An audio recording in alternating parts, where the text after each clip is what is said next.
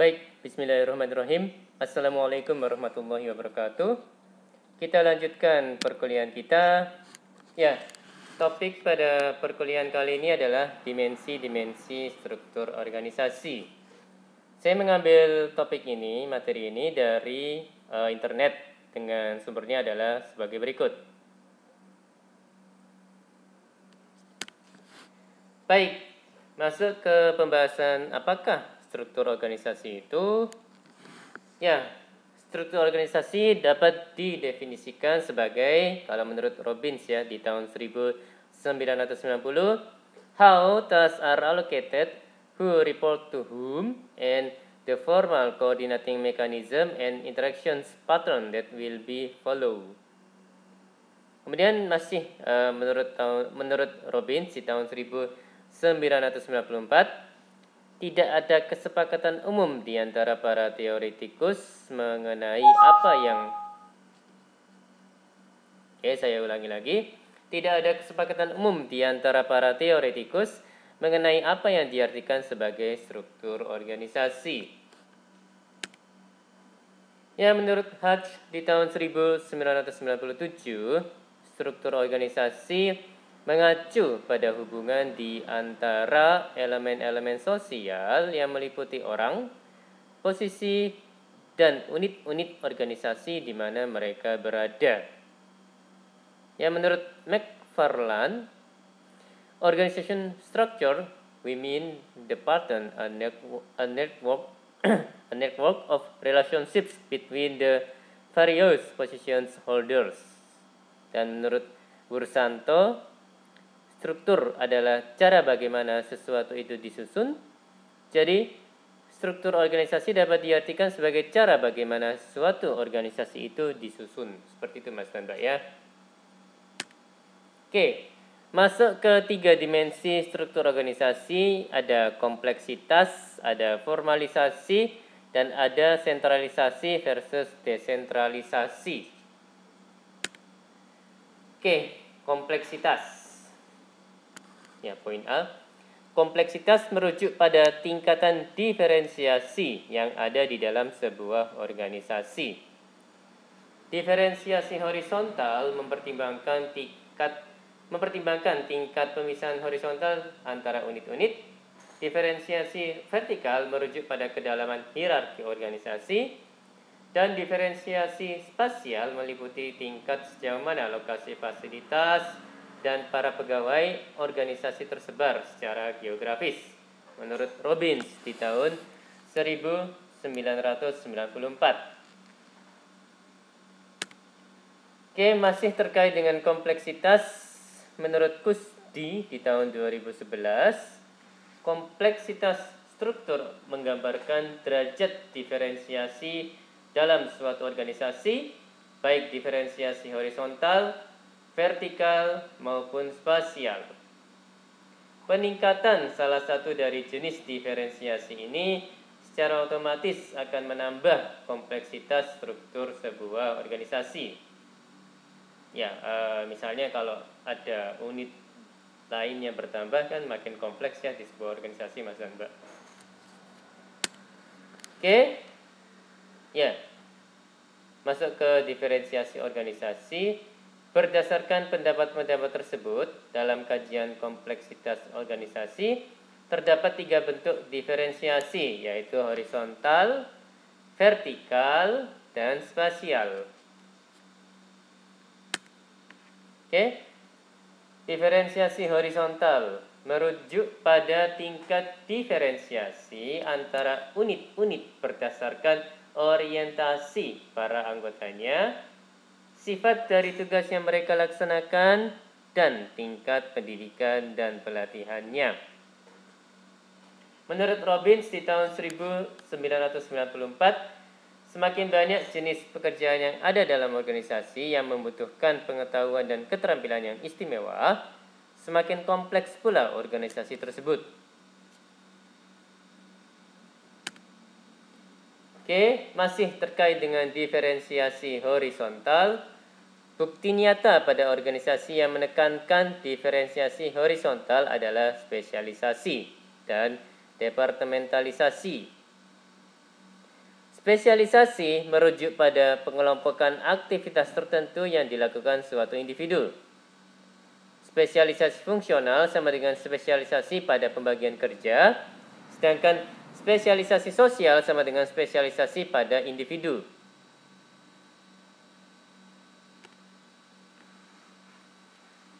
Ya, menurut Robbins di tahun 1994,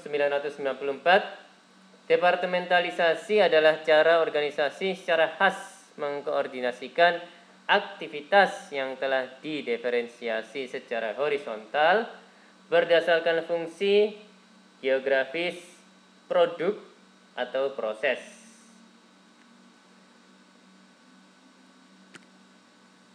Diferensiasi horizontal terjadi akibat berkembangnya beragam unit dalam organisasi berdasarkan orientasi pekerjaan, sifat tugas-tugas di dalamnya, serta latar belakang pendidikan dan pelatihan yang dibutuhkan untuk melaksanakan tugas-tugas tersebut. Diferensiasi horizontal melahirkan spesialisasi dan departementalisasi ya. Ya, mudah-mudahan saya nggak salah. Ya, menurut Kusdi di tahun 2011, spesialisasi merujuk pada pengelompokan aktivitas tertentu yang dilakukan seorang individu dalam organisasi yang bentuknya terdiri dari spesialisasi fungsional, memecah-mecah pekerjaan menjadi tugas-tugas yang sederhana dan repetitif, division of labor ya. Dan spesialisasi sosial merujuk pada spesialisasi orang, organisasi merekrut seorang ahli untuk melakukan pekerjaan tertentu yang bersifat khusus, misal analis keuangan.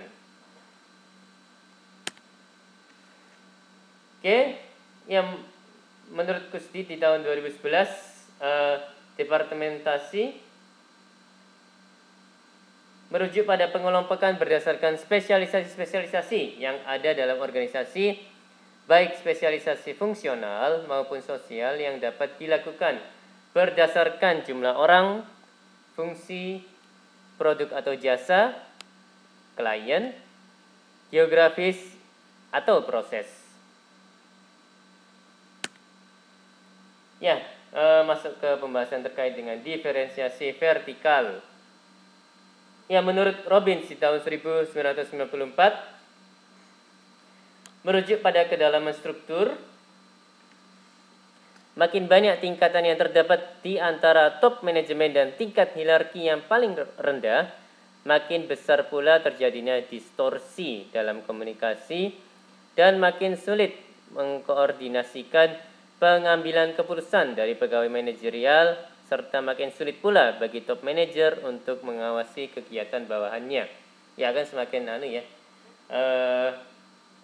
semakin dalam gitu ya, susunan struktur organisasinya Mas dan Mbak. Jadi ya bisa dibayangkan makin kompleks dan makin panjang birokrasinya.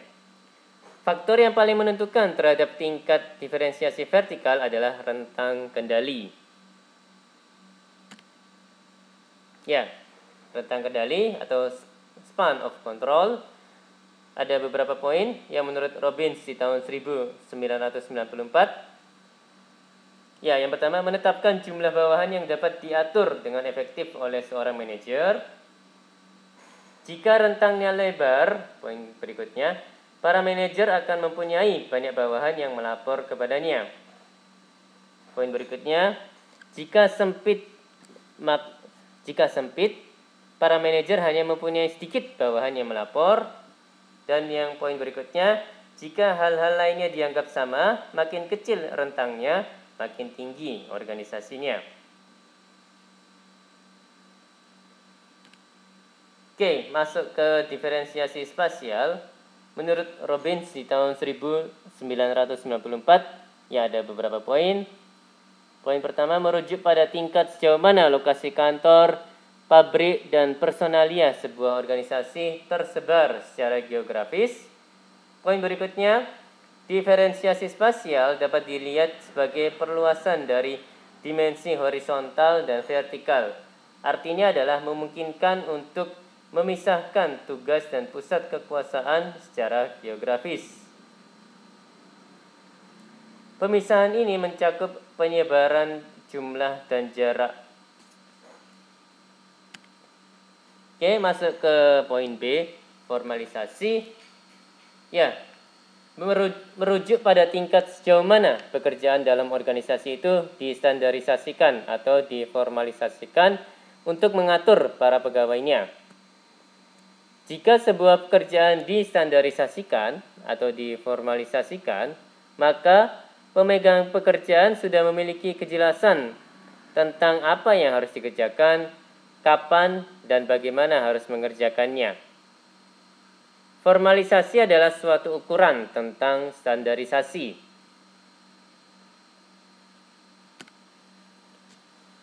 Ya, ini ada poin terkait dengan hubungan formalisasi dan kompleksitas.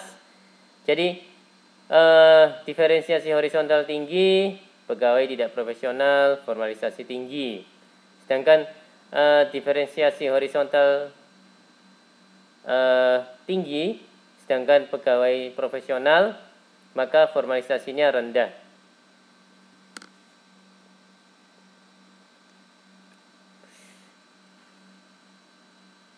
Ya, semoga saya nggak salah. Oke, ukuran formalisasi. Formalisasi akan diukur dengan menentukan apakah organisasi tersebut mempunyai manual, instrumen, kebijakan, dan atau prosedur. Jadi, ini maksudnya manual kebijakan dan atau prosedur ya Mas dan Mbak ya. Ya, mudah-mudahan saya nggak salah. Jika kita berbicara mengenai formalisasi, maka kita merujuk pada peraturan tertulis organisasi. Ya, pada peraturan tertulis organisasi. Standarisasi ya, Mas dan Mbak. Oke, keuntungan standarisasi. Standarisasi perilaku dalam suatu organisasi akan mengurangi keanekaragaman tindakan pegawai yang tidak terkait dengan pencapaian tujuan. Memudahkan koordinasi antar pegawai dan adanya penghematan biaya, waktu, tenaga. Ya, jadi contohnya standarisasi ini ya, format surat gitu ya. Jadi kalau misalnya sudah standar kan enak, tinggal pakai standar atau format itu aja ya Mas dan Mbak ya. Dalam misalnya surat menyurat di lingkungan internal organisasi, seperti itu Mas dan Mbak. Oke. Ya, ini ada beberapa poin terkait dengan teknik-teknik formalisasi. Ada seleksi, ada persyaratan peran, ada peraturan, prosedur, kebijaksanaan, ada pelatihan, ada ritual.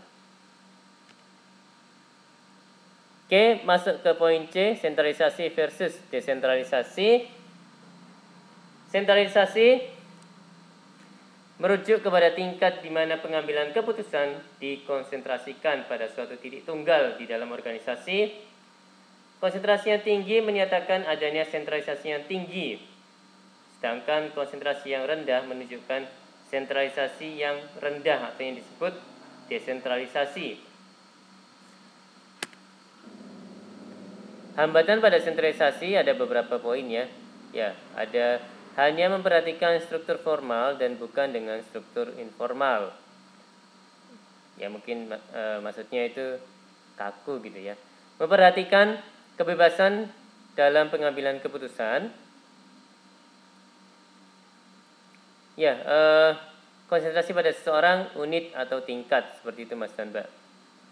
Jadi yang ini memperhatikan kebebasan dalam pengambilan keputusan ini terhambat gitu ya pada sentralisasi.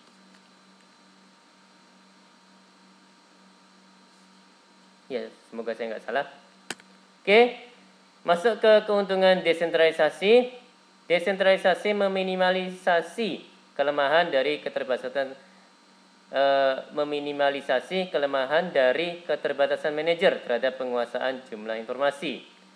Dapat menanggapi perubahan dengan cepat, memberi masukan lebih rinci bagi pengambil keputusan, memotivasi pegawai untuk memberi kesempatan dalam pengambilan keputusan, dan memberi peluang pelatihan bagi manajer tingkat rendah.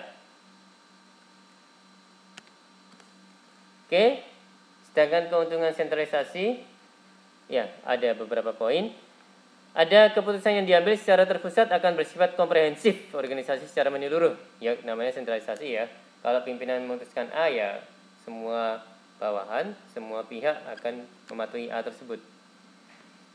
Berikutnya ada lebih efisien, proses pengambilan keputusan lebih sedikit. Ya, karena yang mengambil keuntungan itu pimpinan, jadi beberapa orang atau mungkin hanya satu orang gitu ya.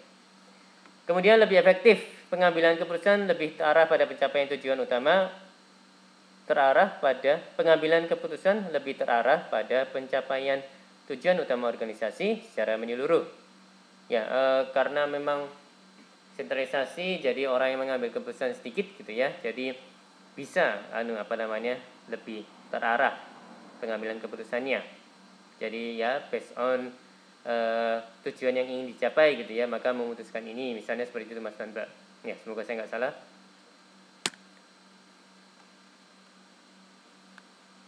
Oke, baik, demikian perkuliahan kali ini. Mohon maaf kalau ada kata-kata yang salah. Terima kasih atas perhatiannya. Wassalamualaikum warahmatullahi wabarakatuh.